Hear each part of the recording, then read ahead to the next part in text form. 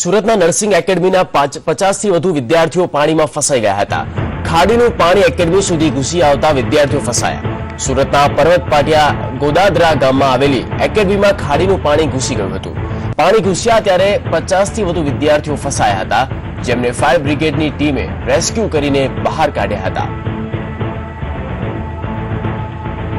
ખાડીનું પાણી એકેડમીમાં ઘૂસી આવતા જ 50 વિદ્યાર્થીઓ પાણીમાં ફસાઈ ગયા હતા અને તાત્કાલિક ધોરણે પ્રશાસન દ્વારા ભારે જહેમત બાદ આ 50 વિદ્યાર્થીઓને બહાર કાઢવામાં સફળતા મળી હતી।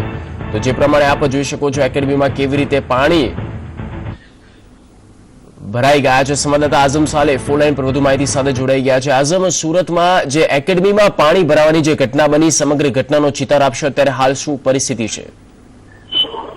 સુરતના પર્વત પાટિયા ગોદાદરા ગામ વિસ્તારની આ ઘટના છે અને છેલ્લા 3 વર્ષથી આ જગ્યા ઉપર આ જે ઘટનાઓ બનીને સામે આવી રહી છે, તો પણ મહાનગરપાલિકાની બેદરકારી સામે આવી રહી છે। કારણ કે જે પેરામિલિટરી વોલ જે ખાડીના આજુબાજુમાં હોવી જોઈએ તે બનાવવામાં નથી આવી। હજુ જે કામગીરી ચાલી રહી છે, ત્યાંથી હજુ 1.5 કિલોમીટરથી 1 કિલોમીટર જે દૂરની અંતરે ચાલી રહી છે, જેથી આજે પણ વહેલી સવારે આજે જયદીપ શાળા મેમોરિયલ નર્સિંગ એકેડમી છે તેની 50 જેટલી વિદ્યાર્થીનીઓ આજે ફસાઈ ગઈ હતી। તેમાં ફાયરને બોલાવવામાં આવી હતી અને ફાયર દ્વારા આ તમામ 50થી વધુ વિદ્યાર્થીઓને રેસ્ક્યુ કરવામાં આવ્યા હતા। કારણ કે આજરોજ સુરતની નવી સિવિલ હોસ્પિટલમાં નર્સિંગ જે વિદ્યાર્થી હતી તેમની પરીક્ષા હોવાથી તાત્કાલિકના ધોરણે તેમને રેસ્ક્યુ કર્યા બાદ સિવિલ હોસ્પિટલ ખાતે મોકલવામાં આવ્યા હતા।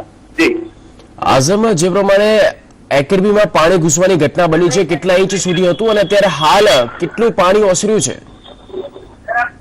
જી હજુ પાણીની જે ફ્લો છે ખાડીનો તે યથાવત રહેવા પામ્યો છે, જેના કારણે નજીકમાં આવેલી અન્ય જે સોસાયટીઝ છે, મહાનગરપાલિકા દ્વારા બનાવવામાં આવેલા આવાસ છે અને મહાનગરપાલિકાની ખુદ એક વોર્ડ ઓફિસ છે, તે પણ તે પાણીમાં હાલ આવી ગઈ છે।